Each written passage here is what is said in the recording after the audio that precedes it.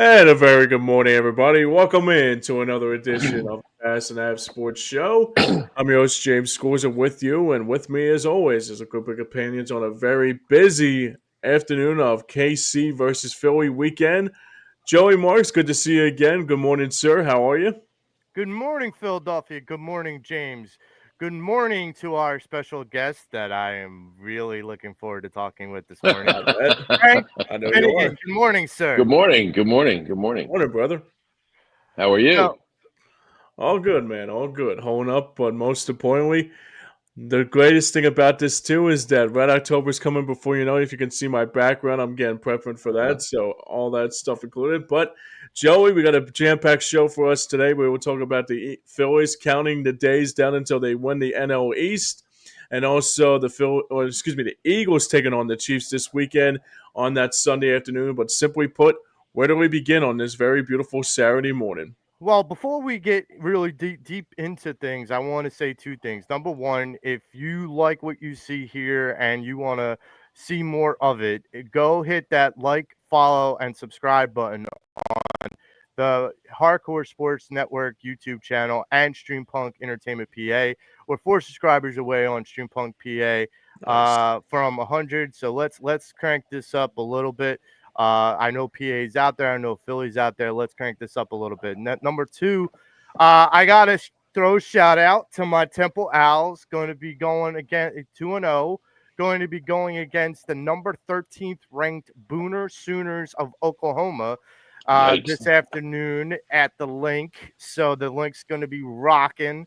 I'm hoping for the best, and hopefully this Temple head coach will not get poached for a better job. So All the best to They the always Owls. do. do you do They you always do you, do. do you, do you Yeah, see a then little bitterness in that, like a little bittersweet?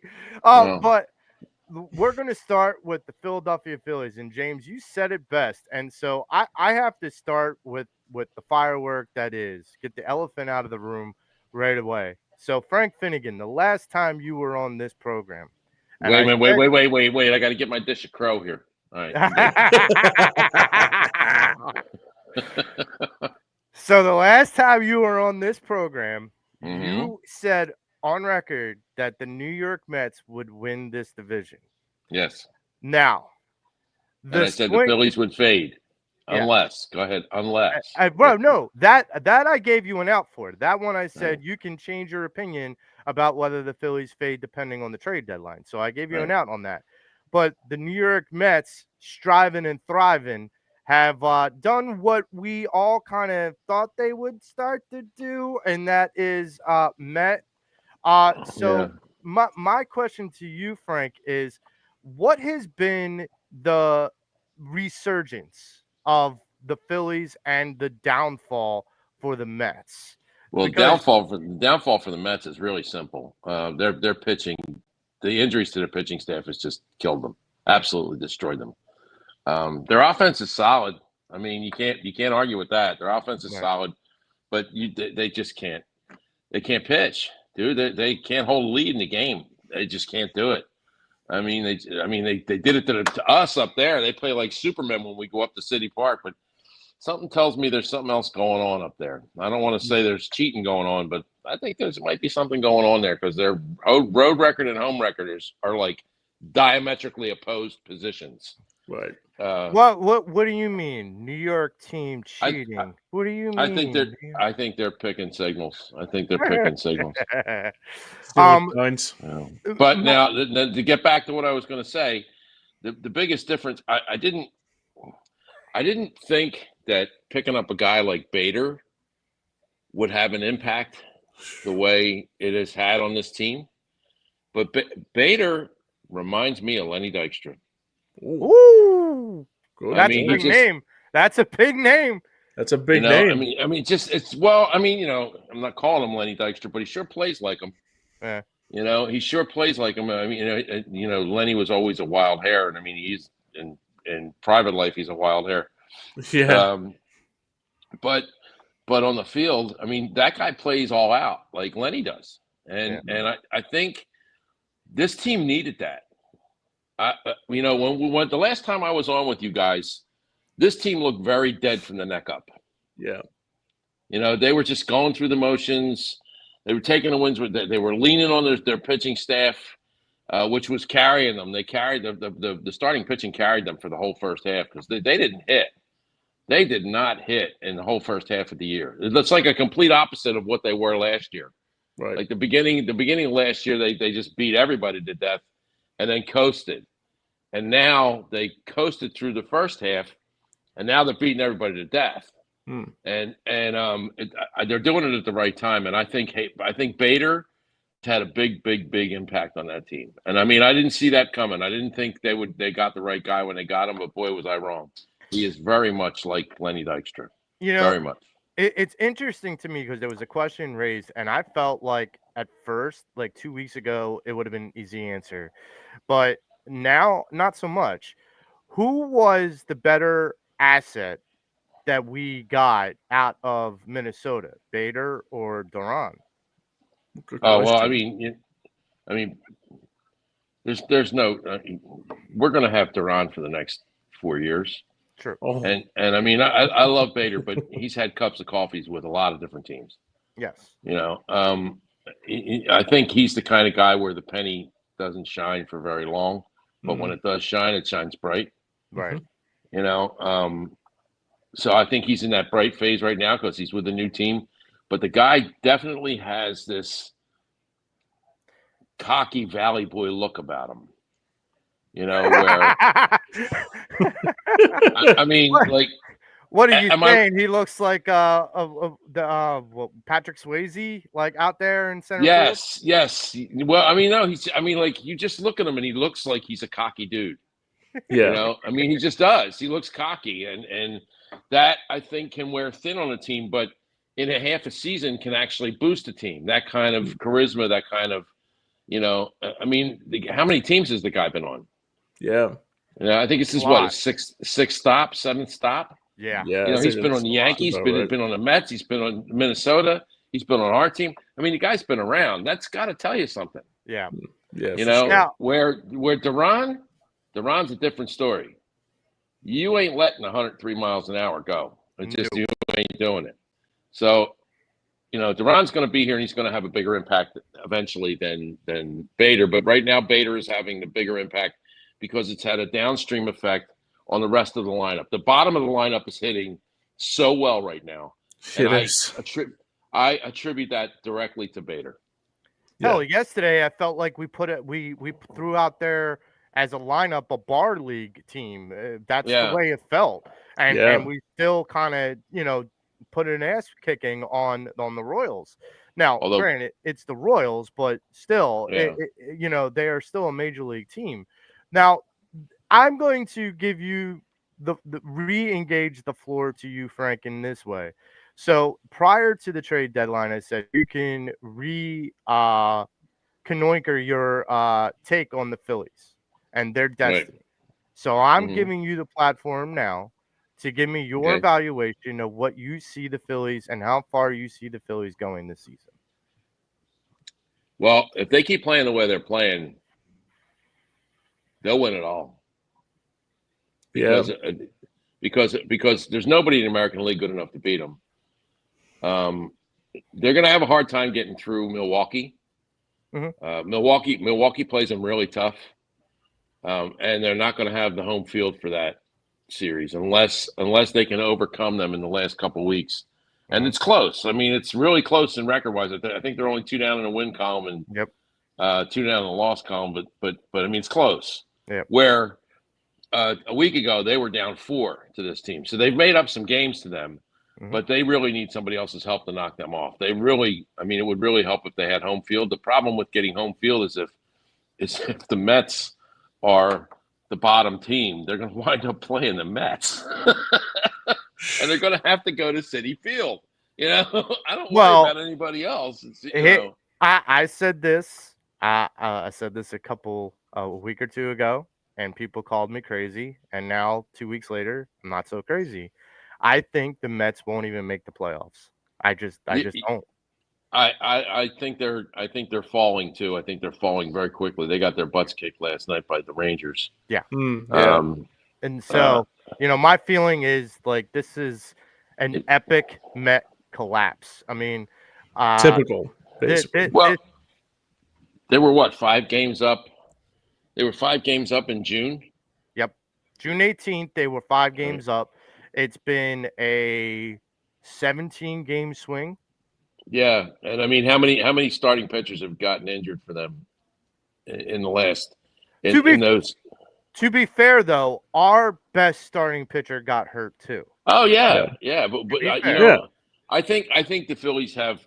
I mean, they're proving that they've had the best starting rotation in baseball Mhm. because I mean, what the team is doing now is incredible. Yeah. Even Taiwan Walker's actually pitched in. He's actually pitched much better than anybody expected him to pitch. I certainly didn't expect him to pitch Hell like yeah. this. Hell yeah, because James, what did I say? I'd take it, trade him for a bag of donuts. In Something the like beginning that. of the Yeah. season. I would have traded him for the bag that the donuts came in. Yeah, basically. I mean, I would have, I wouldn't go Joey as bag far, of donuts. No pun wouldn't go intended. as wouldn't go as far as saying I trade him for Ben Simmons, but you know what I mean. No. No, But no, Did you hear about the news of Ben Simmons? Just on a sidebar, no. his What? agent dropped him. Oh yeah, I noticed He's that. up for a new contract, and his agent dropped him. Wow. What's that tell you, Joe? That's not good. That's no, not a good thing. it means his agent knows that he's not getting the new contract. That's So right. And he knows he's not getting, the agent knows he's not getting paid. right. So cut bait now. Yeah. So James, I'll ask you the same question with Frank Sure. because we're all reevaluating the Phillies now. This is a different Phillies. The word that came across to me earlier is that through the 2/3 of this season, the Phillies were flat. Right. We're just Yes. flat and Yes. very like unfun. Dead from And the neck now, up. right, Yep. and now with Bader, and I would even say with Garrett Stubbs up in the clubhouse, Stubby. fun has come back to the Phillies. Now, that being said, winning does help. Winning does help make things fun. My question to you, James, is have you reevaluated how far this Phillies team can go? I have actually. I think the one thing that really surprises me the most with this Phillies team is that every single game I keep on watching this team and they're like phasing on all cylinders more than anything. I think that's the one thing that was really positive to see in this last stretch here going after that Mets series. And after that Mets series, I think the reason why they had a chip on their shoulder because I think right after that they started to win, and then I mean that series with the Brewers. I'm saying to myself right now, if we can play them in the NLCS, I say the Phillies got the hot hand on this one. I think for me, I mean, I got to say right now, I didn't expect Harrison Bader to be a jubilation to this team like he has. I think for me, when I first saw it, I was not. I was kind of skeptical about it because I didn't expect this team to make a big jump. But you even brought up with Duran, Frank, when I brought up on my Facebook post, and he said, "No, Duran's the real deal." And then it only took me like a second to think, okay, this guy actually knows a thing or two about how to close the game. And the craziest part about it, Joe, we even bring it up on This Week in Phillies Baseball broadcast here that we do every week on Hardcore Sports Network. And it's like he's not even throwing that hard. And it feels like when you see 102, it looks like he's like throwing like 95 or 96. And it's simply incredible what he's been trying to do. And I mean, I have to say right now, I got to tip my cap to Dave Dabrowski here, man. I got to say he's done an excellent job with this Phillies team of how he got the team to where they are now. And if they win another trophy here, there's going to be a lot of Dabrowski praise from this Phillies fan base, and also it'll be like kind of like Howie Roseman and like when he brought in Saquon too. I think that if this team is able to win a trophy, I think that there's going to be a lot of Phillies fans that are going to be eating a lot of crow about Dave Dombrowski I will. because 2 months ago we were all calling for Dave Dombrowski's head and saying Absolutely. he's got to Well, get it done. He's Joe, got we to. had good reason. I mean, No, like I don't say that we didn't. he let an off season and last year's midseason go without making adjustments. And I mean, I at the end of last season, I was like, I can't believe they're going to run this back because I didn't think they could, and they have. They have some interesting problems at the end of the year. Yeah. Some very expensive, interesting problems. But I think he's done a good job, and I don't know who turned him on to Bader, but it was a good pick. Yeah. Duran was a no-brainer to get a guy like Duran was you get that offer, you go. But Well, Bader just surprised me. it's interesting to me, and I'm really curious how this interaction goes. So, like, Dave Dombrowski calls Minnesota and goes and gets Duran, and then he calls Minnesota back, maybe even the same day, and goes and gets Harrison Bader. Like, if you call Minnesota a second time and go, "Hey, by the way, I meant to ask you the last time I talked to you, like a couple hours ago, Yeah, that guy that you have in center field, is he up for a trade? Like, are you guys willing to?" available. Yeah, and it's like that just amazes me because I would have thought, okay, one call, one trade, make it all happen. No, it was two separate deals, and I'm like, Right. okay, whatever. But it is worked out, and I also have to give another kudos to Dave Dombrowski about a couple pickups. You have David Robertson, who's really been a good That's breath of Yeah. true. fresh air, and Yeah. I will say this. As long as he doesn't celebrate, stay calm. When we win, stay calm, Dave. Stay calm. Calm him down. Right. But him and last night's starter, Walker Bueller. Yeah, Yeah. This Ferris's son. Ferris's yeah, Right. son.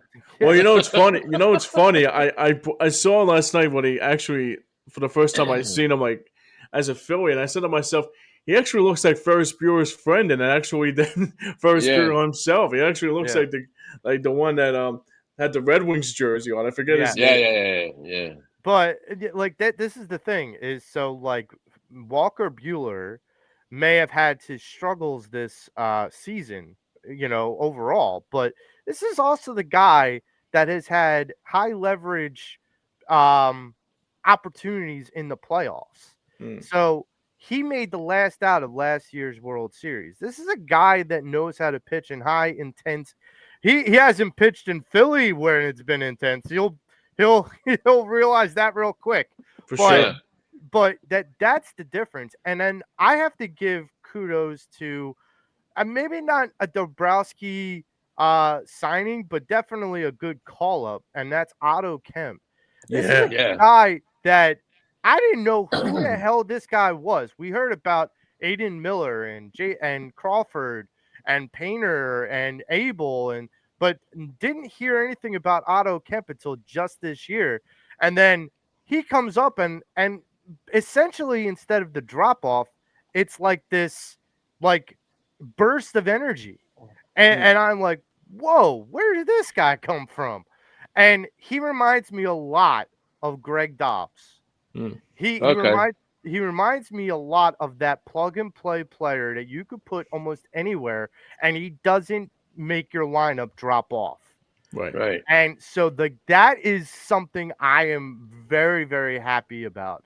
But I want to get into a couple, Frank brought up Harrison Bader and what he's done. I want to bring up a couple other players and evaluate what they've done as of late. So Before we go move on here, I actually got a comment here, and I go want ahead. to hear your guys' opinion on this. So, Philly halftime checks in for the first time today. He says, "Good morning, everyone." Good Obviously, morning.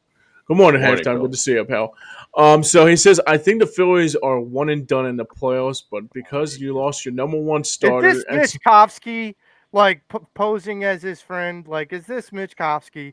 yeah, his good friend from that does the Philly half Okay, go that he ahead. does the morning show. But he says a Cy Young winner and Zach Wheeler and the badge on will be up and down in the playoffs, but." I mean, I don't want to disagree, but at the same time, too, I mean, I understand why he's like thinking that they're one and done because every single year when they go into the postseason, it's that they can't finish, obviously. But I don't see anybody stopping this team right now. I'm gonna admit. Frank, Well, I I'll mean, let you go on because I'll go on a rant, but you go on. yeah. I mean, if you're going by their their track record for the last couple of years, yeah, they get to the playoffs and people know how to pitch them. Yeah. I think this team is a little more disciplined at the plate this year. They're not doing what they did before. At least they're not at this point in the season doing what they did before. And Schwarber's a big indicator of that. His batting average is what, 35, 40 points higher than it was last year. Yeah. I mean, and he's the lifeblood of that offense right now, as much as Harper means to the team. I mean, they do need Turner back. They got to get Turner back, because Turner, the whole second half, Turner's been on a heater. I mean, he's. I think the guys that they have in the pitching staff, even though they're missing Wheeler, are good enough to beat any team in the playoffs, mainly because they can still go 4 guys deep in their rotation. Right. And that's huge in the playoffs. That is absolutely huge. They finally have a little more balance in their bullpen than they had last year. That's going to help, because they got some injuries last year that right at the end of the season that nobody knew about, that messed up. Like Hoffman got hurt, and nobody knew that he was pitching hurt. Right. And I think, to me, they got to get Strom. I mean, he's been pitching okay. There's good balance going there now, and it depends who they play in the first round, and who they're going to play in the first round is probably going to be the winner of the if the Mets get in, the winner of the Mets-Dodgers series. I don't think they'll have a problem beating the Dodgers. No, I don't. I think they can beat the Dodgers. The Dodgers are not superhuman this year. Even though a lot of people thought they would. What's up with Rhys Hoskins? Rhys Hoskins didn't play in the last. Is he hurt? Is he going for the year? No. He actually just rejoined the team 2 days ago. Okay, now that's scary. Yeah, that's scary, because he really adds a lot to that lineup. So he rejoined the team too. I actually brought it up to a couple people, Frank, because he was on a rehab start, but it was an extended rehab start, and I'm like, okay. When we were playing the Brewers, Tom McCarthy brought this up in the telecast that there's kind of a logjam at first base at in Milwaukee, and they can't put him at DH because they have other people put at DH too. So there's really like this same problem they had with him here. Yeah. They're having the same kind of problem with him there as we did here, and right. So. I brought it up to people. I'm like, okay, is there a world where Rhys Hoskins gets DFA'd? And people kept saying to me, no, there's no way. There's no way. And I'm like, okay, I believe you, but at the same time, like, they're not in any hurry to bring him back to the club. Yeah. And so my feeling is he's not in the long-term plans for Milwaukee. Keep in mind, his contract is up at the end of the year. So whether he's still with the Brewers or he comes back here for a cheaper deal or he goes somewhere else, there is not a huge market for Rhys Hoskins out there. And there's a couple of teams that could use a DH, a power hitting DH, and like I can see him fitting in with the Angels. Yes, I could see that. And he is close with Mike Trout. So, there's that. But, speaking of DHs, and this is a great segue for evaluating this player, this guy has been almost irreputably the MVP of the year with Kyle Schwarber. This guy, I want to throw some of these numbers out at you guys because I want to preface that in the beginning of the season, towards April and May, I made the, bold statement at the time that Kyle Schwarber is the modern day Babe Ruth of the Phillies. I just think he is. I think he gets better with the age. Now, let me throw these numbers out at you. He has 51 home runs, 100 runs scored, over 100 RBIs, and 100 walks in this season. The batting average, like Frank said, is up by 45 points from last season. The only other people to have 100 walks, 100 RBIs, 100 runs scored, and over 50 home runs are Babe Ruth, Mickey Mantle, Barry Bonds, and Aaron Judge. And Hmm. so that's an elite class to be. Pretty good company. Yeah. Pretty good company. Yeah. So my question to you guys is the Kyle Schwarber effect. That this team, we've already said that this team needs to re-sign Kyle Schwarber. Right. Yep. But is it a mistake to sign him long term? Let's not forget he's not young anymore. He's 32. Yeah. So he's going to want a 3 or 4 year deal with good reason. And at this point, like to get this out of the way for people who are like, well, you don't want to pay him the money. No. Here's what I would tell you. The average that you pay per year to Bryce Harper and Trey Turner, you need to give to Kyle Schwarber. Like Absolutely. that's done. Like if it's Right. 33 million a year that you got as an average for Turner and Harper, he needs to be paid up with those guys. I see him getting a 3-year deal with a 4th-year option at about $125 million. Yeah. That's what I Absolutely. see. Yeah. That's what I So see. my And question. and if you, I'm sorry to interrupt you. Yep. He's a designated hitter. Hmm. Right. He's worth it. Oh yeah. Worth every penny. So my question to you is knowing that, and this is why I put him in the Babe Ruth. This is why I made that thing.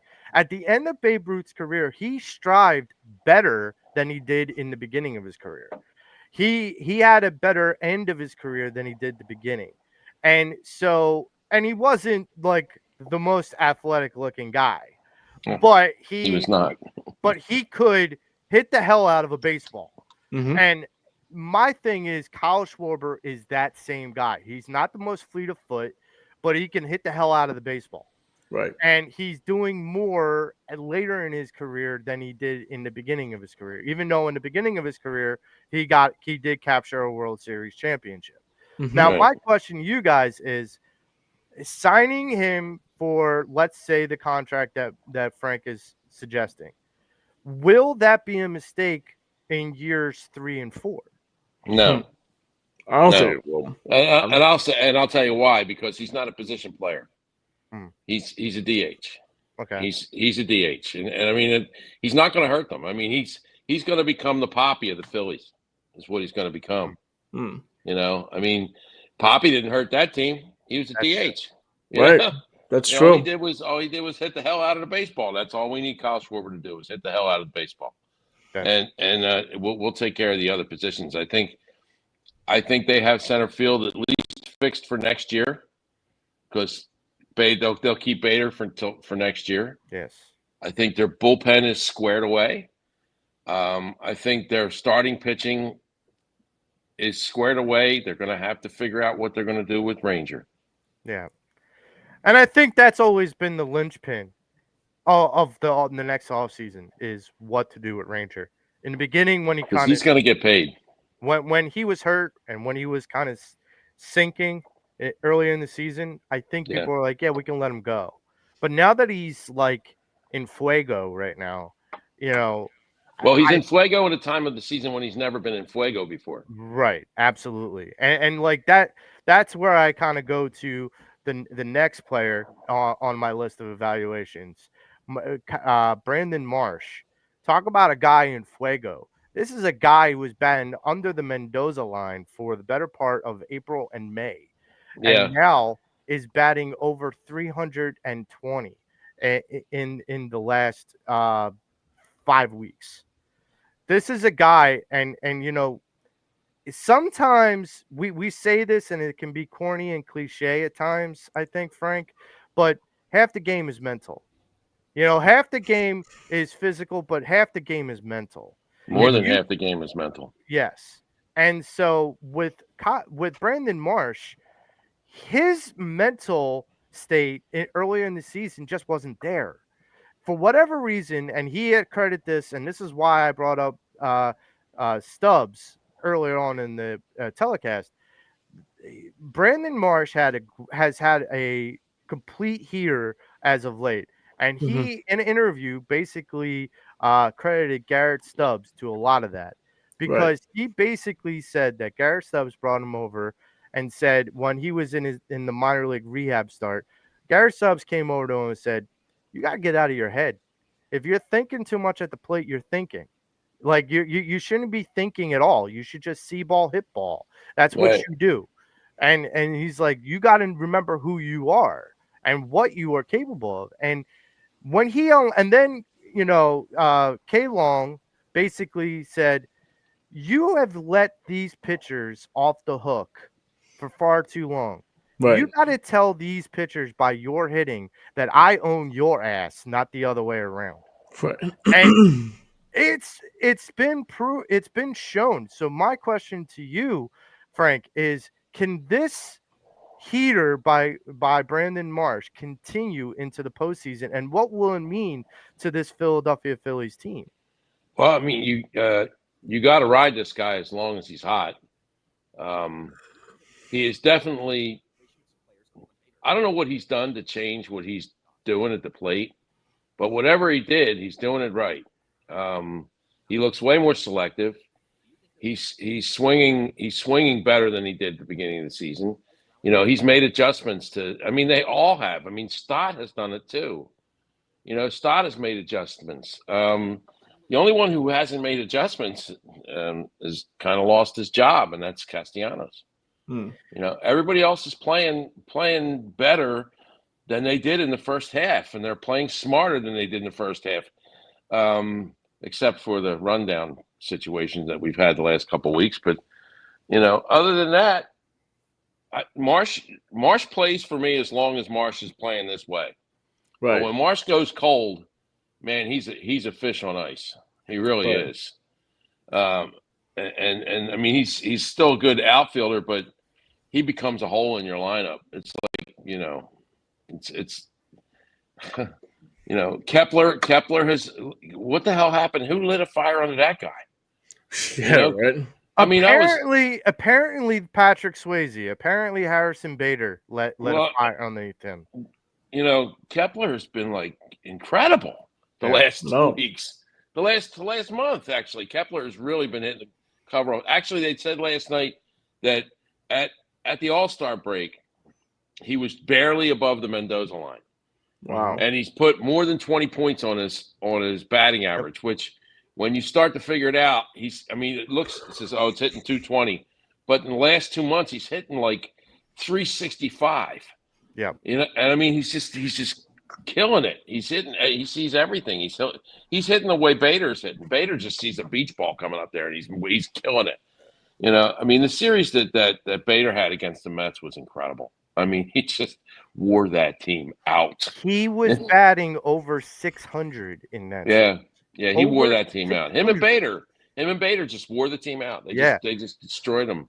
And You like know, that's the thing is when you start to get contributions from these guys, Kepler, Stott, Marsh, Bader, you start to get contributions from these guys, then yeah, it does eventually point the angle back to the guys that we are paying more money to, that we are having higher expectations in Nick Castellanos, and why they're not producing. I mean, we did that with Reese Hoskins when he was here. right, Reese was the ire of people because he was the guy that was supposed to play better than what he was. right, And again, it's kind of like I said this before. Now, I could throw Nick under the bus and keep him there, but the only difference is Nick Castellanos has proven in the past that, especially in the playoffs, he can go on a heater and really carry a lot of this offense if he chose to. Now it's right, up to him whether he chooses to, whether he actually puts that effort in and does what he. Now look, I think he's being a little immature. I think he's getting sour grapes because he's getting pulled and good on Rob Thompson, who many people think should not be back, who think that should have been fired. And, you know, I'll just say this: not many managers are fired after winning 2 consecutive division titles. Just Right. saying that out loud. But here's the thing: is good on Rob Thompson for putting his foot down and saying, "Look, Nick, I understand you feel like but you deserve to have that spot, but you need to earn your spot." Yeah, That's what this team is. he hasn't earned it. I mean, he's very very streaky. Mm. Yeah. You know, I mean, Good how player. can you pull the guys out of the lineup that are in the lineup now? They're Yeah. destroying teams. Now in his defense, when he's gotten in the lineup recently, he's actually done very well Yeah. because he's becoming the benefit of pitchers pitching around those guys. Yeah. You know, he's doing extremely well for himself, and he's making his pitch to get me back in the lineup, coach. But well, I mean, I can't I can't believe I'm saying this, but Kepler's outplaying him. Right. I would have never thought those words would ever come out of anybody's mouth, especially yours. But Well, it's true. It's no, true. I'm not disagreeing. I'm just saying, like, if you look at like where we were a month and a half ago, that kind of That statement would have would been have never been blasphemous. made. Yeah, Yeah, you'd have been like having me put in an insane asylum for saying yes, something like that because but Kepler was really playing like crap, you know, Yeah, yes, he was. and like and so, complaining that he wasn't getting enough at bats. yeah. Well, you know what, and that's the interesting thing, for what Bader and what Garrett Stubbs has brought to this, clubhouse as I far don't as know if the Stubby's energy. done that much. No, honestly, I've heard this from several different sources from several different players. Stubbs helped Stott move his hands up, so he kept it low, his hands low. Stubbs said, "No, no, no, you're cutting off half your bat. Move your hands up, and that way you're not uppercutting your swing. You're giving a flat swing across the plate." Right. Stubbs is a real. I don't think Garrett Stubbs, by any stretch of the imagination, is a skillful baseball player. Let me put it this way: he's not a JT Realmuto. Like he's not Right. that guy. No, But he never will be. I think Garrett Stubbs will be a good like coach Later, slash manager. later presence, like a good later Yeah, presence. like a coach slash manager. Like he will be Yeah, the Mike Kafka, the Oh, backup guy that he'll knows be John Vukovic is what he'll be. there you basically. go. There Yeah. you He'll be go. So like he'll be the backup that knows a lot about the game that can really kind of put a spark into the star players or even right. the mid-tier players, but he's never going to go on the field and he's never going to light the world on fire. No. But he'll light the world on fire through his words, through some of his Well, actions. him in the future. Yes. Yes. Yeah. I would I could see absolutely that. agree with that. I could Yeah. see that. So, like moving towards some of the other issues that the Phillies have faced, we have gotten the injury bug something fierce the last week or so. When Trey Turner goes down with a strained hamstring, you have Alec Baum with a strained shoulder, and you have Muno Sosa, I believe, with a leg Did strain. he did he I pull? believe. Did he do a groin last night? Was it a groin or hamstring? That's what I read. It was a groin or a lower Oh, extremity Oh, just strain. oh shit. yeah. No, I saw him. I saw the play he did it on, and you could tell right away he was in pain. I mean, like Yeah, he tried to walk it off, but there wasn't. That's why he came out of the game. It's yeah. not good. It's not good because you've lost the whole left side of your infield. So the hope is that Umundo will probably come back before the playoffs or by the playoffs. Mm-hmm. About Baum, same with Baum. Trey Turner's still up in the air. I'm pretty sure they are. The good news is he had a grade 2 sprain a year or so ago, and that kept him out for 6 weeks. This is only a grade 1, so they're hoping for much less time and a much stronger rehab, especially if they get the bye in the playoffs. So here's my thing. So how much in the stretch run do you think that this team, I mean, because up to this point, they haven't really missed the mark, but how much of these absences will affect this team in the stretch run, Frank? Um, it's really difficult to it really depends. I mean, Sosa hurt. I mean, Sosa's going to hurt worse than everybody thinks because he's such a pliable guy. Hmm. You know, he can play so many different positions.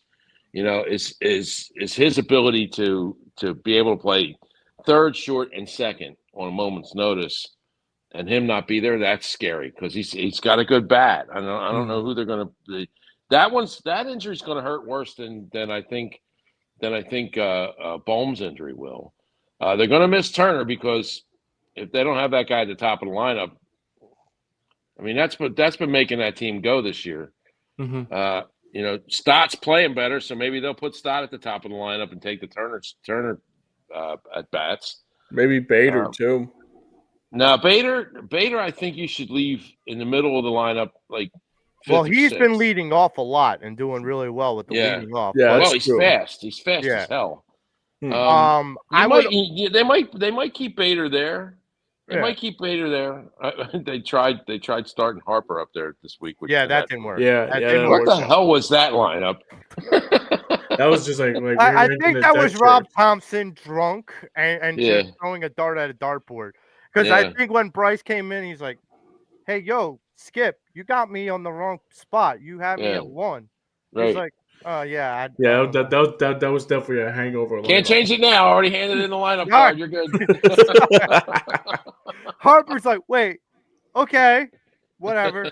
Well, They're he like, did he did lead off back when he was with Washington, like Yeah. a few years Yeah, but back. I mean, Well, that's you gotta- It go almost 10 years the last time he really Yeah, that's let what I'm off. saying. Like, it was like almost like 10, 11 years ago. You gotta Right. you gotta remember though, everybody around the Philadelphia and was saying, you gotta play Harper like Otani. You gotta lead him off.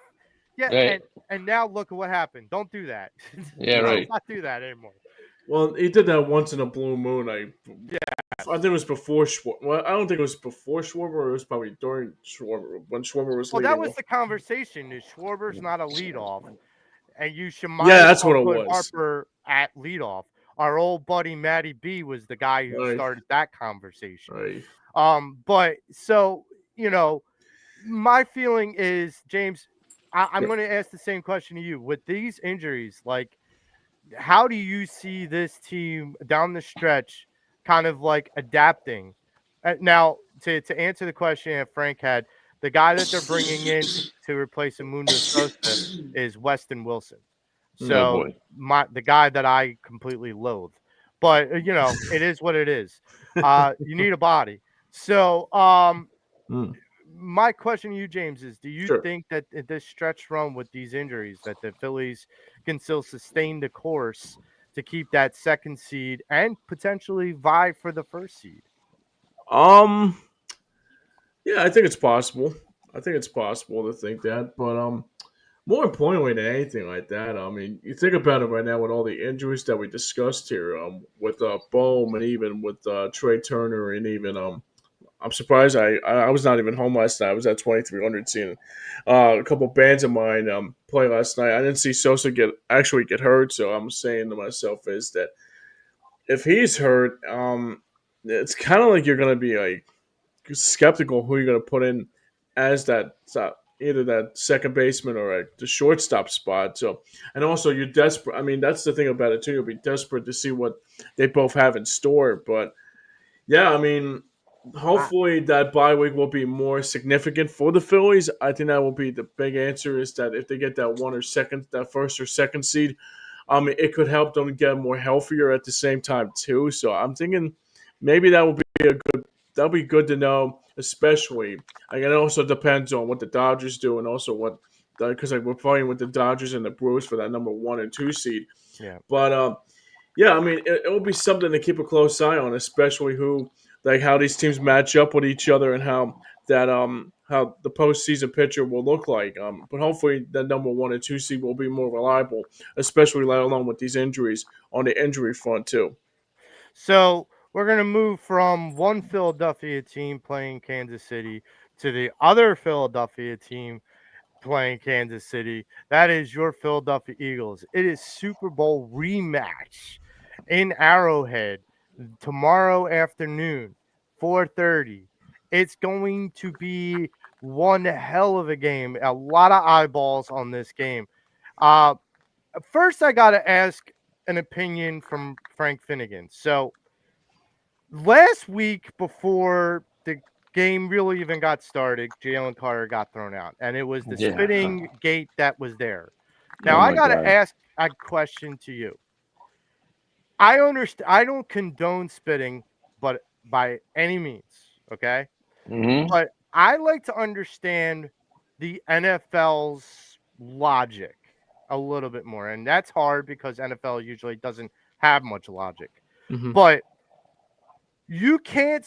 You can if you spit on a guy, you get immediately ejected. Right. But if you open palm smack a guy in the face, you only get a 15-yard penalty. If you rip the guy's helmet off, you get one warning towards your disqualification and a 15-yard penalty. So physical harm is encouraged, but spitting isn't. Your thoughts? Um, I could twist my brain into pretzel knots trying to figure out how the NFL comes up with its decisions and its penalties. Um, and I to me it's one it comes down to one thing. How does it look on TV? And Right. does this hurt us in the pocket? And when you see a guy spit on another guy, that's not a football thing. No. When you see a guy get upset because he's getting blocked too bad and he takes a swat at the guy, well, you know what? Football players get angry sometimes when they don't get what they want. But when you spit on somebody, that's a different thing, you know? And here's the thing. I don't think it's emphasized enough how much Dak Prescott provoked that. Oh yeah, I agree. and And got I no mean, punishment, I no wish we had a reprimand. hot mic. I wish we had a hot mic for what was being said across the lines because apparently what before he spit on Dak said, "Yeah, you got your boy killed." Oh. And I mean, that was in reference to what happened when he was Yeah, before he was drafted. right. Yeah. Like You that know, probably triggered him. yeah, I'm sure it did. I'm sure Oh Dak did it no. on purpose. Now, if I'm Dak Prescott, I come up with an injury the next time I play with the Phillies, Oh, play with the Eagles, yeah. because he's going to have a really long day. Oh Yeah. yeah. He's Sure. he's going to have a really, really, really long day, Oh. and he's going to regret what he did. He's Yeah. absolutely going to regret because that offensive line for the Cowboys sucks. Yeah, and you're gonna put him and like he's gonna like Jalen Carter is gonna look him in the eye right across the line of scrimmage, and he's gonna be like, "You're gonna see Just what happens when all you day, baby, all all day, day." Well, all day. I look at it too. You know how much of a puckhead I am, especially with retaliation and instigations and stuff. This is kind of like what it reminded me of when I can go back a ways when Sidney Crosby like did something to like either like Jake Voracek's glove or Chemo Timonen's glove, and it started a whole melee, and he just sit there like act Yeah, like, oh, I he'd didn't skate do off the nothing. ice. Yeah, He'd right. skate off. Yeah, it was actually like probably like the tone of the series was like that brawl and that 2012 series with the Flyers and the Yeah, Penguins. But yeah, yeah, but overall, I mean, it's kind of like it's not who starts it, it's about who retaliates. And I guess right. like it's about like if say for example Prescott did something like that to piss off Jalen Carter, maybe he's got a good offense. Why he said like he said something out of terms and out of bounds that it made me realize that I mean Well, look, if you're Prescott, and I you're should know going better into than that, that. Is what I'm no, saying. no. If you're Prescott and the Cowboys, and you're going into that game Monday night, and you've just lost your best defensive player, probably the best defensive player in football, No to doubt. another team, and the best defensive player in the division is left standing across the line of scrimmage from you. Right. Mhm.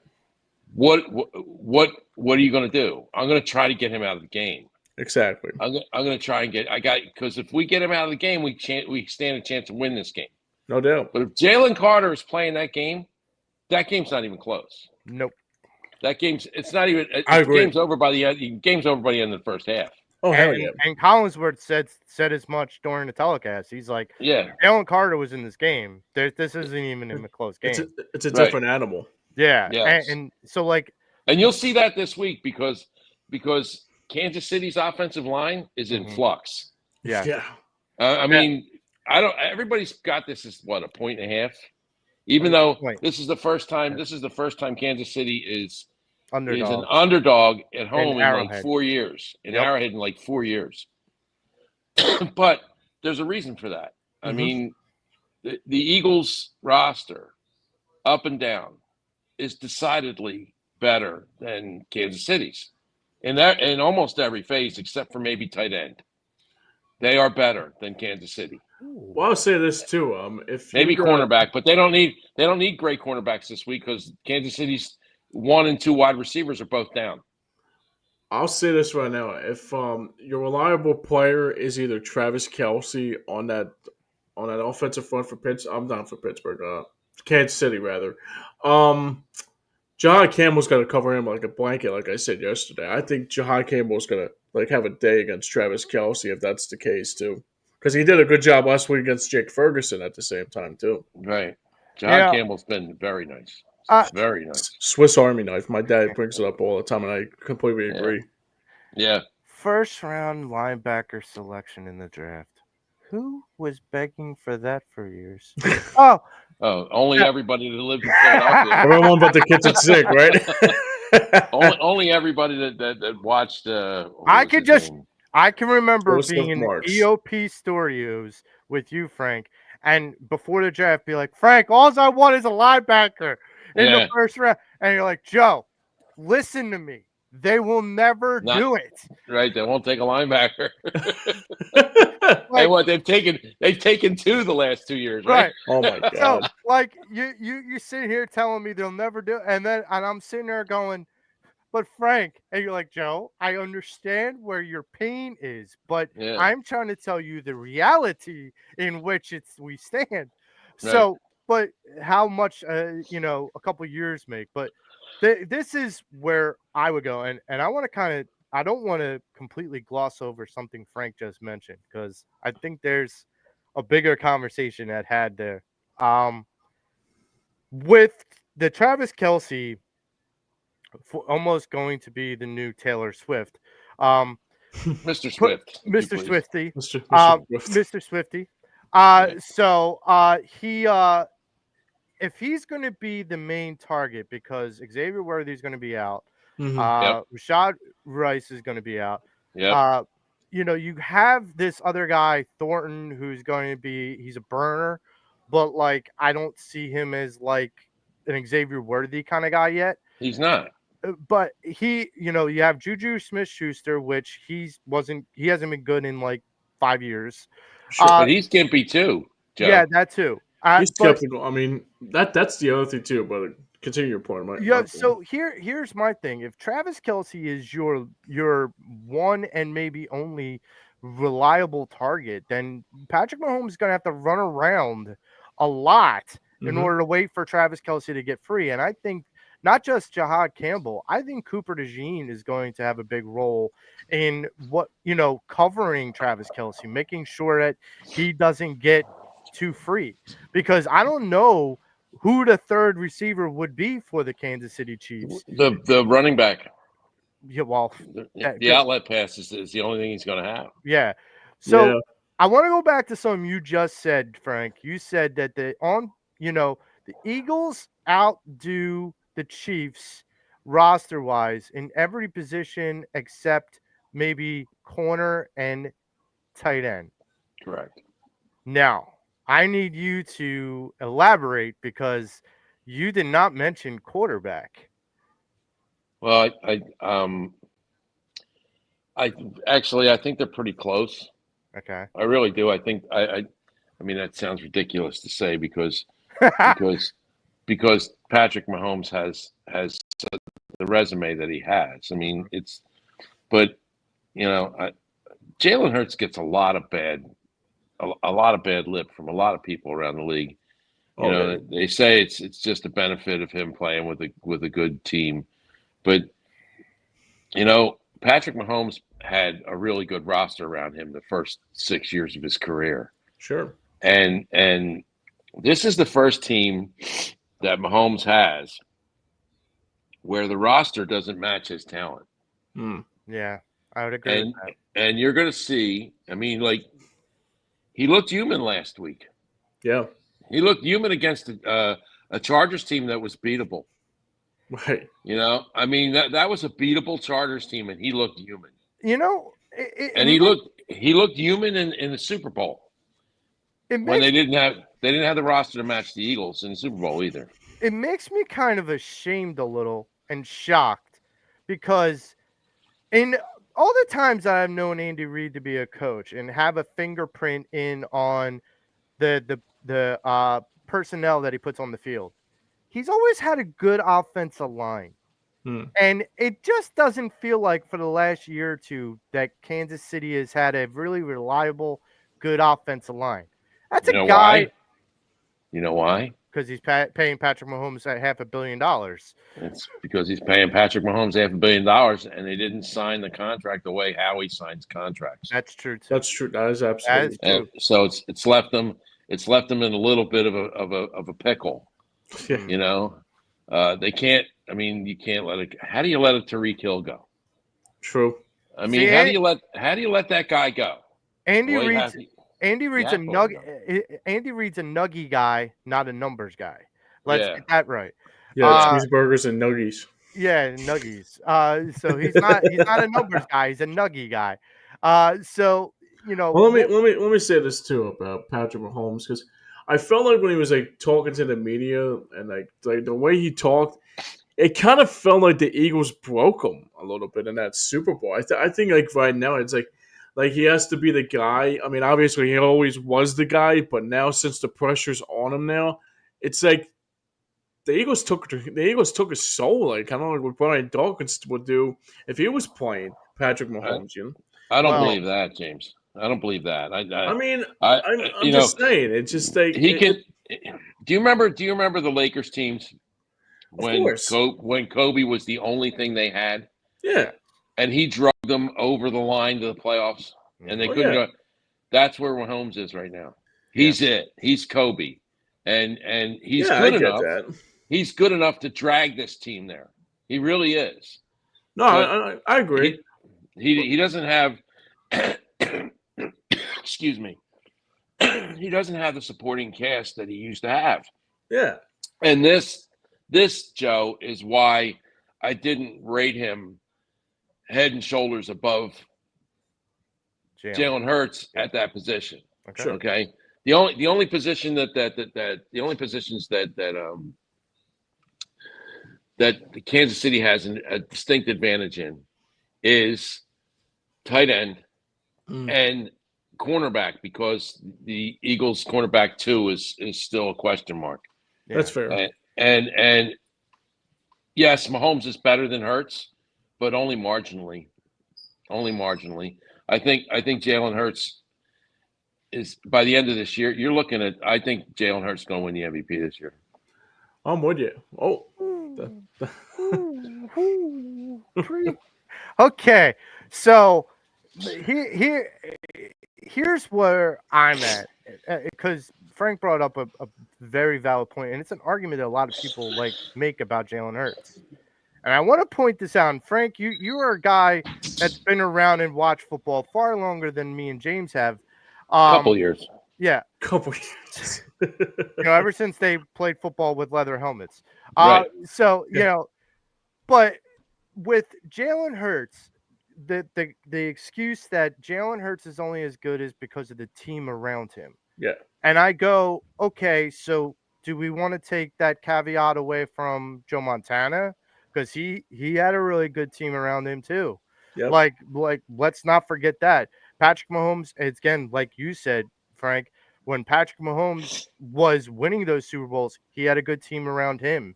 Mecole Massively good. Hardman, Tariq Hill, Travis Kelce in his prime. Yep. You had guys that were really, really good. Yeah.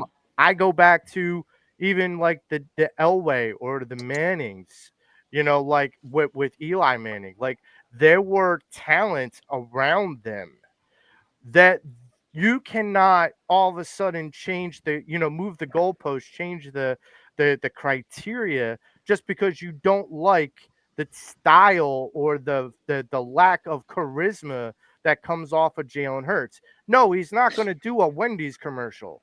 No, he's not going to do an Allstate commercial. No, he's not going to do that. He Right. is a football player. He's made that crystal clear. And the Yeah. one thing that I will like credit him for, Michael Jordan, he's a part of the Jordan brand.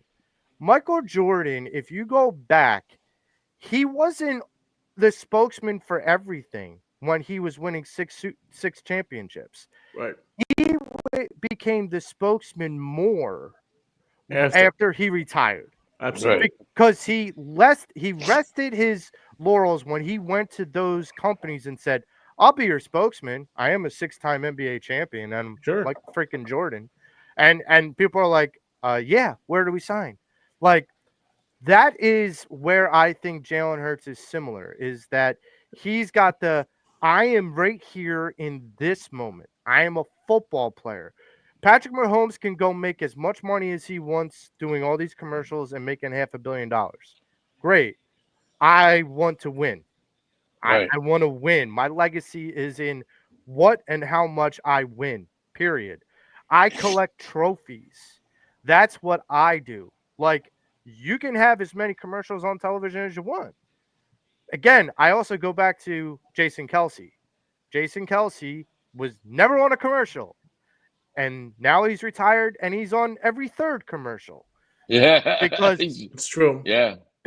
he's resting on his resume, and there's Yeah. nothing wrong with that. No, he's making Kudos to money. you, Jason. So But I'll ask you this question too. You bring up a good point here about the Michael Jordan thing. Um, it's not about. I think the other thing too is that after he retires, like he can do all the commercials he yeah, wants, kind of like mhm, with Jason Kelsey, like you brought up here. I right, think that's the most important key here too, because you think about that Super Bowl that Hurts won this year. I mean, he wasn't going on book tours. He wasn't going on. I mean, he went on late night, maybe like the first time after he won the Super yeah. Bowl. But he's like he's back to work like Kobe Bryant or MJ. Like oh I won it one Super Bowl, but I need to like get more. And then like when he retires, then he can do whatever the hell he wants. That's the most important key here. Jalen turned to Saquon and the rest of his teammates, and I can imagine after the Super Bowl, he basically said, "Okay, now go enjoy it. Go on your tours. Go do your thing. I'm going to go to Sure. camp. I'm going to go to camp. I'm going to get better." Like that's his perspective because he wanted to.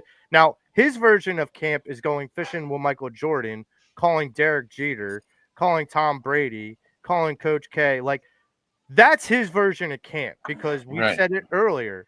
The game is mental as much as it is physical. And so if you can't figure out how to turn the page and create the next chapter, the next championship, then Jalen Hurts in his perspective is I'm better than a one championship player. I'm better than that. Hmm. So I'm going to prove that. And Well, I I mean, just he almost was a two championship player. I mean, yep, if not for a fumble and a punt return, they would have beat Kansas City the first time. yes. Yeah. Yeah. So Yeah, that game was in the wraps. I mean, if you gave Jalen Hurts the ball, like with plenty more time left on Yep. the clock, he would have won that I game. think they would have scored. I think they would have scored at the end. I agree. I yes. agree. And you also kind of have to keep in mind that the only reason why that game really ended was because of a penalty and the Kansas City Chiefs icing the clock. Yeah. So That there's also too. that had nothing to do with Well, if that Jalen. penalty doesn't happen, it's fourth down. They got to make a move. Right. That's my point. And Right. so like Jalen had nothing to do with what was happening on defense, but like he No. still takes, No. as the captain of the ship, he still takes responsibility. That's why he said when he was mic'd up during the Super Bowl, last time I was here in this position, they took my soul. I'm Mhm. Right. coming to get it back. Right. Well, And you look at the schedule that the Eagles have this year, and man, is it brutal. I yeah, mean, it is. Sure. We don't have any week where we're home 2 weeks in a row, nope. and and, Yeah. and we are playing 10 playoff teams. Yep. If the Eagles come through this ski, and I think they're going to win 13 games. I mean, I just believe they're going to win 13 games because I think they're better than everybody they're playing. As long as they don't get too banged up with injuries, I don't see any reason why they can't win 13 games, and I don't see any reason why they can't win the Super Bowl again. Right. Um, uh, nobody in the AFC. Buffalo's going to be tough, Yeah. but Buffalo is thin, and if they get injuries, Buffalo's beatable. Um, I think Kansas City is done. I think they'll have they'll be like the Patriots. They'll have a couple of good years going out, but the thing about Kansas City is Mahomes is only 28. Right. They can rebuild around him, and they'll come back. Might be with a different coach, but they'll come back, and Mahomes will be better for it than 4 years from now. Mahomes will be twice as dangerous as he is now. Think about that as a nightmare. So Um, you think they would move on from Andy eventually? yes, Okay. yeah, like we did. Well, I yeah, mean, I agree, but I like, think actually, I think Andy's going to pull the chain on himself. I don't think yeah. Andy's going to look at the landscape and go, well, if we're going to win, we have to rebuild the team, and I don't want to be here for a rebuild. Right. A rebuild is 4 years, and I'm how old now? Yeah. He won't be there for a rebuild. You I think he's think going to capture the record for the wins and then call it a he's career? he can get it this year, right? I think so. Yeah. We could. If he can get it this year, then yeah, he could capture the record, and that's it. I'm out, boys. Yeah. Check, Take, please. take my Check, pension and please. go home. Right. Yeah. Uh, And I think you know the Eagles, the way they're set up, the way that Howie has set them up, could be. I mean, for the first time in our lives, guy, first time in my life, we could have a dynasty for the first time in my life. And I there, mean, ha- it's there hasn't close. been a dynasty in Philly sports since the 70s. Yeah. And even that team wasn't a dynasty because they only won one. Well, they won two. Who? The Flyers. Oh, yeah, yeah. That no, I'm not talking about that. I was talking about the Phillies or the Eagles. The Oh, Eagles didn't win any in the yeah. 70s or the 80s. When they should have, because they had the teams to do it. The 1980 Phillies should have won more than one World Series. Yeah. They Yeah. should have won. They were the best team in baseball in 70, 77, and 78. And both years they came up short in the playoffs against the Dodgers. Yeah, I So, feel the same way about the '08 Phillies. They should have won a couple more with Doc Yeah, they Holliday. said So the '08 Phillies should have won at least one more. one or two more. Yeah. Yeah. here's my next question. So, Frank, you kind of predicted 13 wins. So you're saying for the Eagles season this season, 13-4. Yes.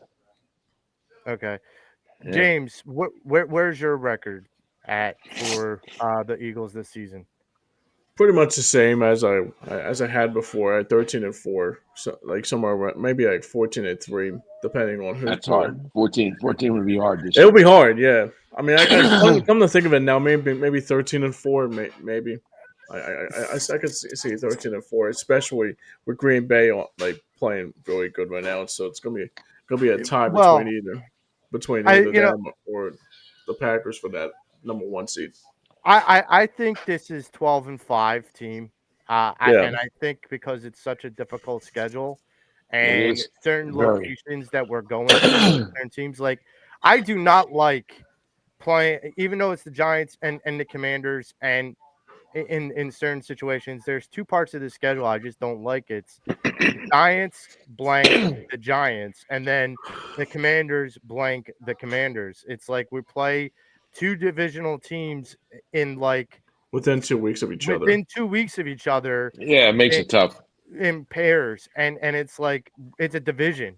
Yeah. So like even though they can stink, like I'll just take the words out of Frank's mouth.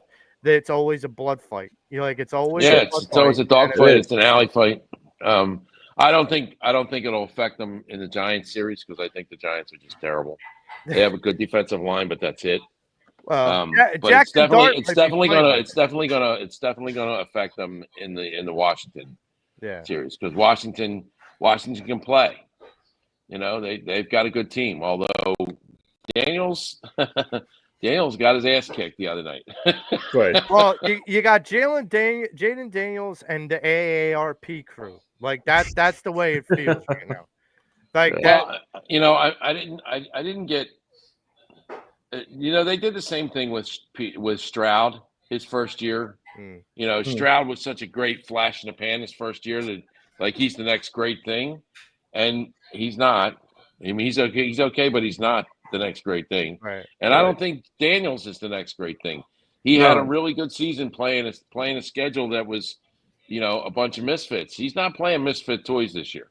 Well, Mhm. He's playing a big boy schedule, and he's going to get his ass kicked, unlike he did last year.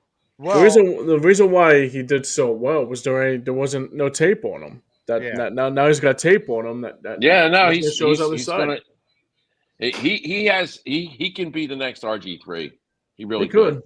He could. I don't wish that on him, but I don't yeah, wish neither, but I mean the guy weighs $120 soaking yeah, wet. I know. I hear you. I mean Now he's you got a valid point. I just you don't wish that kind of career on no, I anyone. no, I don't. Well, And he's a skinny dude. actually RG3 did not go down with a contact injury.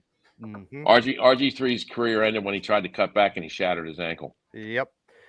I remembered. I watched it happen. I remember seeing it. It was horrible. Yeah.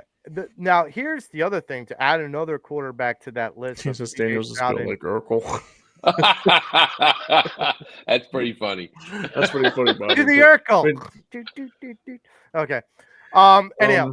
well, I guess like Carlton, but the only difference is he's not dancing. Yeah. No, Carlton was cooler than Urkel. I'm yeah, sorry. yeah. Alfonso But- Ribeiro was a good character. But the other quarterback I would put in that class with Jaden Daniels and CJ Stroud would be Anthony Richardson. Like you got to look at Good where point. Anthony Richardson was. He came out like gangbusters.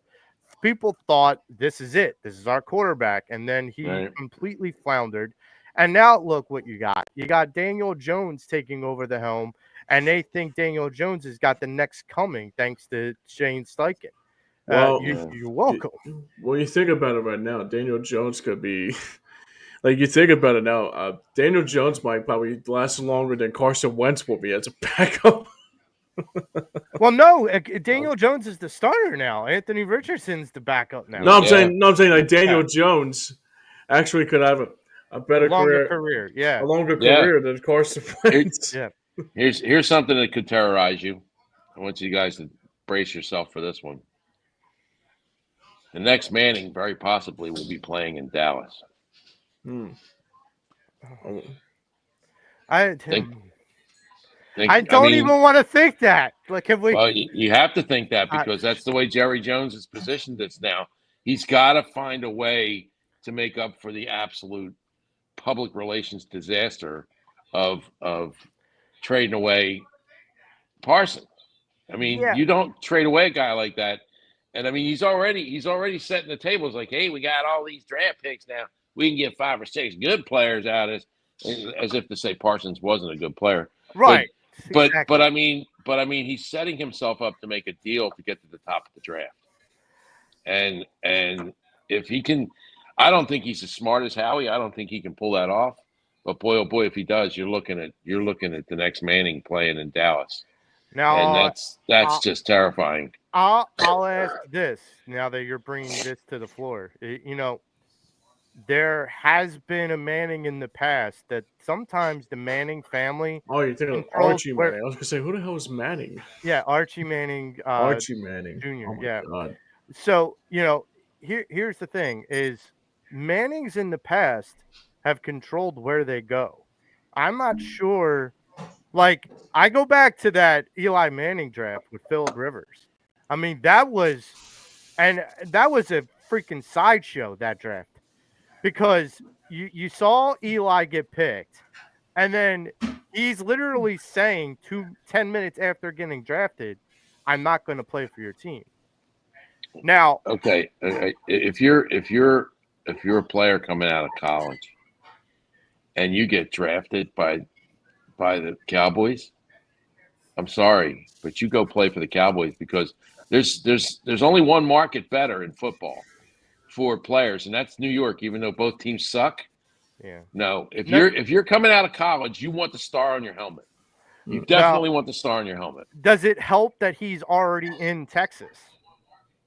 No, that doesn't matter. I don't think it doesn't matter. matters. I don't think it No, matters. They can't technically approach him, can they? no, they can't. Okay. No, they can't. But I mean, it doesn't mean that stuff isn't going on behind the scenes. But Right. I mean, like I mean, Jerry Jones is that kind of guy. He's gonna try and put himself in position to do that. Hmm. You know, and I mean that's scary to think that. Now here's the best part about that. I mean, Jerry Jones may get the Manning, but Jerry Jones doesn't have the capability to build the rest around him. Hmm. That's where I was going to go with. You know, Just I 'cause That's mean, you like get absolutely him. true. they may get the show pony and the shiny silver thing, but they may not be able to put Right. it anywhere. You're gonna get the quarterback. Like you're gonna get the guy that you think, okay, he's my next Aikman, but you're not gonna have the next Emmett or Irvin. Like Not unless he hires the coach, a coach like Jimmy Johnson, and lets him do this thing. You he's know, I not mean going to. that's the only. No, he won't. He won't. The only I'm not gonna. I'm gonna say this, and I'm really regretting saying before I do. The only coach that he could hire that could possibly do that is Brian Kelly. Wow. I just threw up in my mouth a little. I'm sorry. Um, You because that know, weird bastard. it's not. It's Because not. Brian Kelly likes to control his roster, but he It, also has influence over you're the not type of entirely players wrong on he that, has. Joe. And I wouldn't be surprised. I won't love it because it'll give me another reason to hate Brian Kelly. Yeah. That's for sure. But that being withstanding, I'm with Frank that if they were to see, I still want the Saints to land Archie Manning Jr. for Hmm. him to play in this place where his grandfather played. Mm-hmm. So I kind of want that. I want to see that. But I to see a star on Archie Manning Jr., I don't like it. Yeah. But you might be right. I'll say that. No. I mean, if I know Jerry Jones, he's going to try and do it. He's going to try and get himself in position because he's going to want the shiny penny. He's going to want that. I mean, he will. Manning comes out this year, doesn't he? I Yes, think it does. yes. Is he? He's a senior. I think so.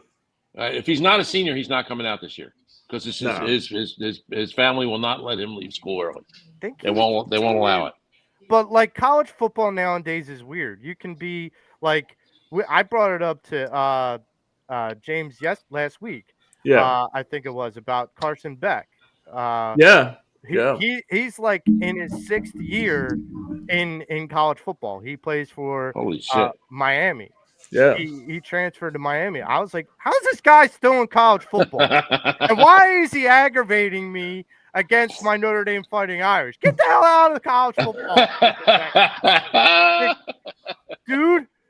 Like, so. Well, then they bring like I guess he would have graduated probably during COVID or something. I guess they got a couple years left. I No, don't the know. COVID class is gone. They're already gone. Oh, okay. I was They're gonna say. done.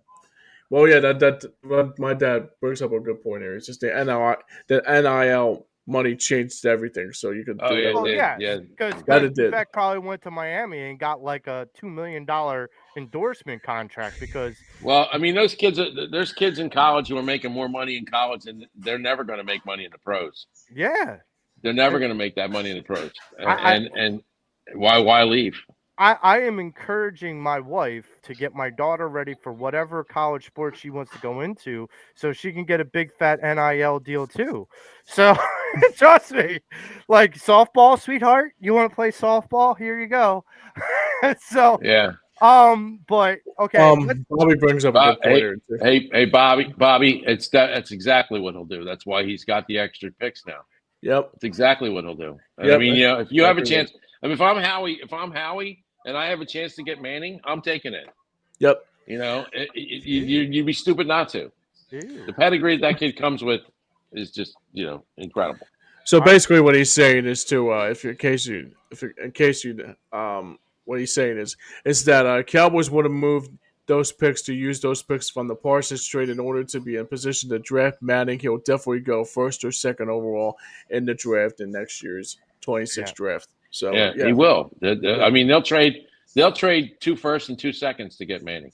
yeah, for They sure. would. I still feel like, and this is where I kind of agree with what you prefaced, Frank, is the Manning family is always just pick and chose where they wanted to go, where they Right. wanted to land. Okay, Right. so with the NIL and the way college football is, yeah, like, who knows? Manning might go, yeah, I don't want to go to the Cowboys. I'm going to go stay another year. Like Right. I'm a Manning. I'm already like money isn't an issue. Like my family, my uncles pay for my schooling. Like Oh, who cares? Like he's a sophomore, so he's got a couple yeah, years to go. yeah, Oh, he's a sophomore. He's yeah, not. No, then he's not coming out. He's yeah. Oh, not okay. going. No, I would have no. thought he was like. I thought he His was a family junior, his but family is all has told him he is staying 4 years, yeah, Oh, and he okay. will. I He'll stay for you. So good. Then the Cowboys can't get him next year. I'm yeah, good with that. I I'm Unless good with it they too. I trade feel all a the little picks bit for better. future picks. They yeah. could trade the picks for future picks.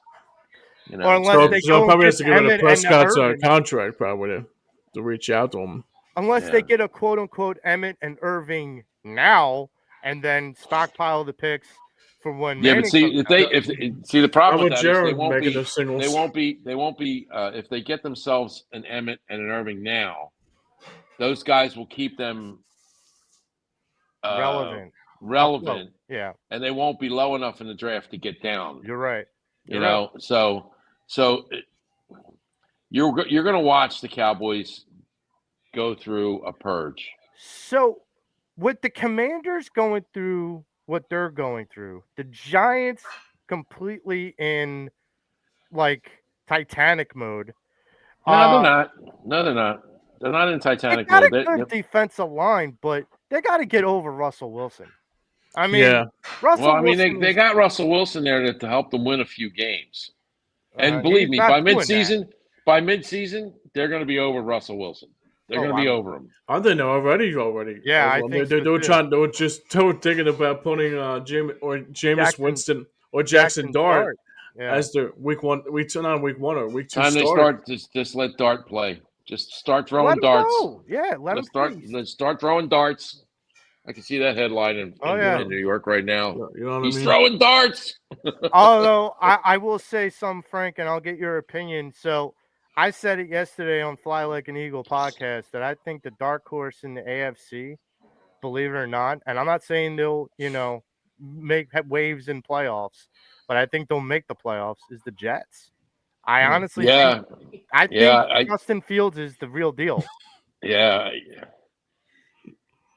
I Oh. think the Jets are going to win this week, which is scary to say. I think so too, man. I've never picked the friggin' Jets to win ever. I But I prefaced that. I think they're. I prefaced that yesterday too. I said I am not a Jets fan. I'm No, clearing the air. Who did the Jets play? Who did the Jets play this week? Actually, they play.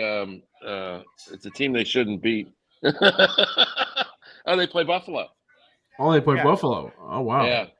Yeah. I think the Jets are going to win this week. I think you might be right because they play Buffalo at home. They're playing at New York. Yeah, they're playing in MetLife. Right. I don't know why I have this feeling that the Jets are going to just flip Buffalo's apple cart over. Eric Glenn is a very. I think he's gonna get these guys to shock the world on Sunday too. I like Eric Glenn too. I think he's a good coach. Well, Yeah, you I got to mean- keep something in mind. They have a versatile quarterback now. Right. They have a good running back. He's Yes. a good running back, and he's got with this versatile quarterback. You got to remember the receiver that is his number one, Garrett Wilson, was his old Ohio State teammate. Yeah. So once again, a team going and getting guys that played together in college. Right. Who came up with that formula? I don't know. Some guy in Who? South Philly. I don't know. Oh, a guy by Well, the name of actually, that's not fair. The guy who did it first was Jimmy Johnson. That's Hmm. true. Yeah. When he got the criminals from Miami together, that Yes. was, I mean, Yes. like, When he had the keys with the ward into the penitentiary and let the that's right. prisoners They out. had their own wing. They had their Yeah. own wing in Dallas prison. But so we're gonna get the brass tacks about this coming Sunday. So Okay. Kansas City, Philadelphia, 4:30 kickoff. Uh, I'll start with you, James. Give me your prediction, your score prediction. Who's gonna win?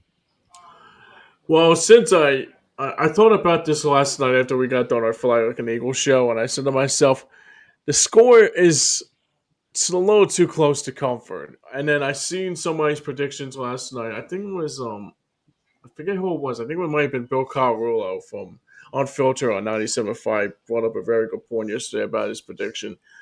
And I changed my prediction now. I think it might be a 31. I think the Eagles have a 31 score. It all depends on what the Eagles do because if you get a two touchdown lead, like I think it'll be giving them momentum. But I'm going to change my score. I think I said 27-20 yesterday. I'm going to Yeah, say that the Eagles went 31-17. Like because I think I don't think I mean Mahomes has to be if Mahomes has to be the hero, and also if Mahomes has to be the guy against this defense. I think I think the defense is going to come out locked and loaded this week more than anything than they did last week against Dallas. So I said the Eagles win this game this week. I got the Eagles winning this one. Frank. Um, I think Jalen Carter is going to demonstrate just how much he means to the defense this week, and I think it's going to be very much like the first three quarters of the Super Bowl. I I agree. think I think the Eagles are just going to dominate the shit out of them, and Kansas City is going to be scoring. Oh, by the way, touchdowns in the fourth quarter, and I think the Eagles will win like 34-14, 34-17, 34-20 maybe, but it's not going to be. It's never going to be in doubt. The Yeah, game's never going to be in doubt. yeah. I don't know why I thought it was like my prediction yesterday. I thought it was going to be close, but I said to myself, "Is that what is Mahomes? I mean, if Mahomes is going to have to rely on Kelsey and also like a guy that like a Juju Smith-Schuster to lead them there, Right. then they got that. I think the Eagles got that in the bag more than anything. Yeah. So Well. I am going to go in a different direction as well from last night because, like you, James, I didn't listen to Unfiltered, but I started to really process, I guess, what Frank brought up earlier about the roster that the Chiefs are going to dress and the roster the Eagles are going to dress. And I really said, okay, where can the Chiefs beat us? And usually that's an easy answer. Yes. Usually that's an easy answer. But this time it wasn't because of course you go Travis Kelsey. And I'm like, okay, that could be true. He's gonna get To an his, extent.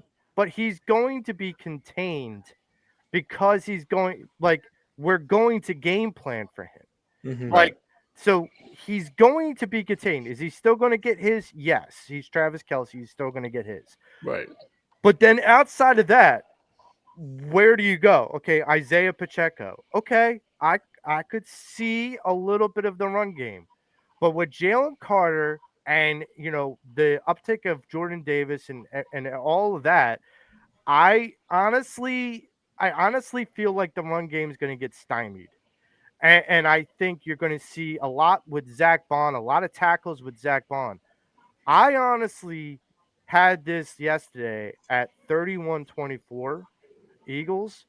I have now since switched that to 34-10 Eagles. Ooh. Yeah. I You're seeing the honest same thing I see. I don't see where unless Patrick Mahomes runs for 100 yards, puts on his cape and Yeah. does some amazing stuff, or if a receiver like Thornton or someone else, like their third or fourth receiver, comes out of nowhere and shocks the system, I just don't see where Mahomes is getting the offense. And the Chiefs defense got scorched by the Chargers, Yeah. by Keenan Allen and Quentin Johnson. AJ Brown and Devonta Smith are going to go off this week. Yeah. And my feeling is you're not going to be able to stop Saquon Barkley, even if you have Chris Jones up there. Landon Dickerson's going to be playing. Yes, you're going to be without, Dallas Goedert, so you're going to possibly be playing a 3 wide receiver thing. Here's a little hot take, maybe bet alert watch. Jahan Dotson may have a lot of targets this game as well. Mm-hmm. So I wouldn't be too surprised if the Jalen Hurts kind of gets into a rhythm early and never lets the foot off the gas. That's what But I think is going to happen too. with Patrick Mahomes, he has to figure out how to sustain the storm, because the expectations going into Arrowhead is, are we done as a dynasty or are we still the Kings? They already And know that, Joe. the They fans already might, they already the know that. fans might not. No, no, the fans don't. The fans don't, but the team does. I The team. I I'm telling you, that team that played San Diego last week, they do not resemble a Kansas City team. no. No. No, I Okay, agree. and I'm sorry, they just don't. They don't. They. And I mean, you look at the roster. Their roster is just not there. Yeah. It's just not there. And any good position players that they have are now injured. Their wide receivers are now injured. Yeah.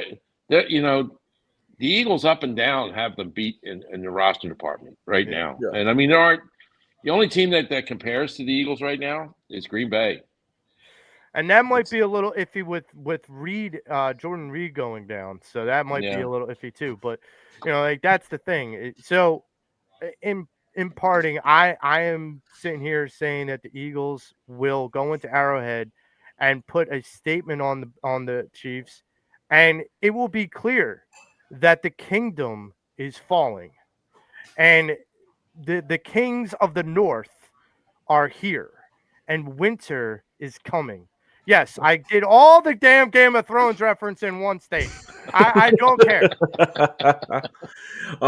So we got a couple comments here before we get out of here. So my dad makes a very good point here. He says the Eagles proved in that Super Bowl that Kansas City can bleed so they can be beat.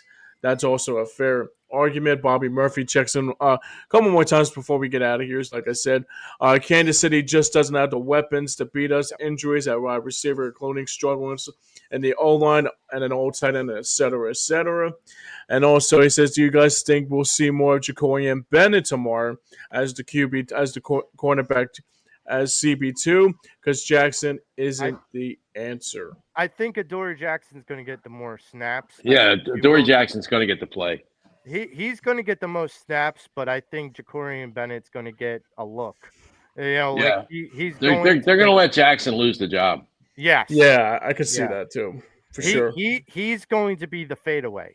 He's Right. going to be the Sidney Jones fadeaway. Like he Oh, oh sorry. man, oh, dude, you went there. Sorry. Oh, Sorry. yikes, I got a little ahead of myself. yikes. But here's the thing. Adoree Yeesh. Jackson is going to do the fadeaway. I don't know if Jacory and Bennett is the solution. I do feel like Howie's not done. Yeah, I feel like Howie is still figuring out. And look, all the NFL teams are figuring out. When you get close to the trade deadline, certain teams are going to know they're out of it. So Right.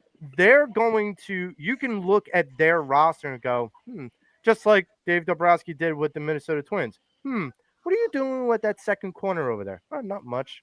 Okay, can I have him for X, Y, and Z? Oh, sure, go ahead. So you're But saying it's like we'll get like an Asante Samuel Jr. or probably a well, not Sertan, but you know what but you well, get the drift I on what I'm saying. yeah, I think once you start to see the cream rise to the top in the NFL, you'll see where the bottom feeders are, and the bottom Sure. feeders are still going to have quality players in certain positions. So you're going to be looking to poach those guys, especially closer to the trade deadline. Now that being said, the team we all know when Team GM see that 215 number come across They don't like So they don't like picking it up. they don't like picking it up No. because they know what they're about to get taken to the woodshed. Right.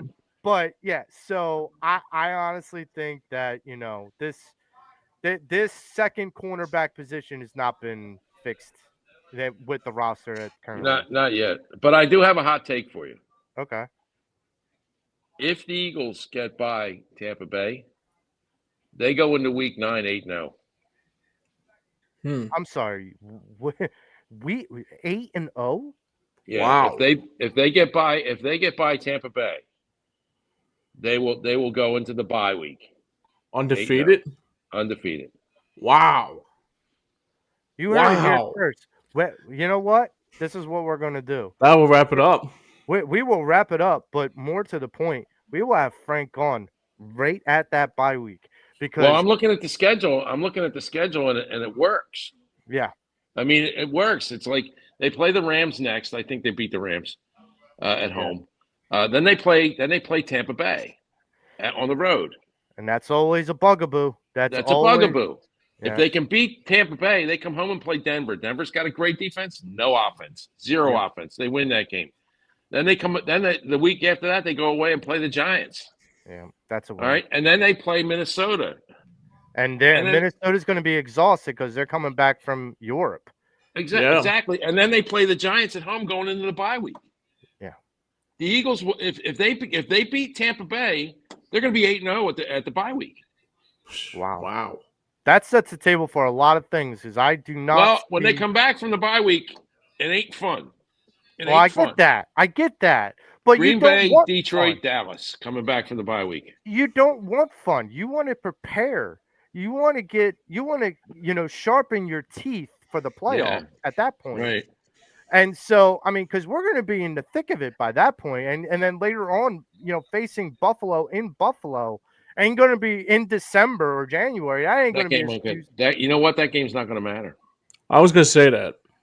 That game's not going to matter To us or That- to them. to us. If they beat Washington the week before, that game's not going to matter. That game won't matter. The game that'll matter will be the Washington game after. And if Washington loses in between, coming off a low from us, we could coast the last week and play, the Stubbies of the world on that team. Wow. Stubby just catching strays. Yeah, I know. Anyhow, so that's gonna wrap it up for our show today. I want to thank Frank Finnigan for coming on as always. Yeah.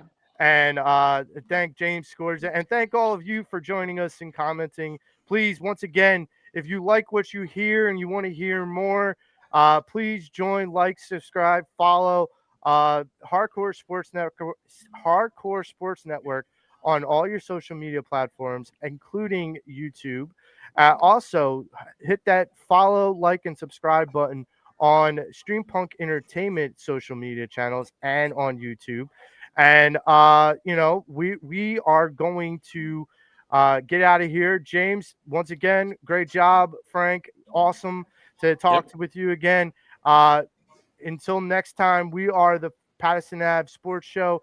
And let's go, Owls. Let's go, Phils. Let's go, Eagles. Hopefully, after this, we'll be NL champs when we see each other again. We'll see you on the other it'd be side. nice. Oh, It'd be nice. It'll be nice. Let's get it. All right, guys.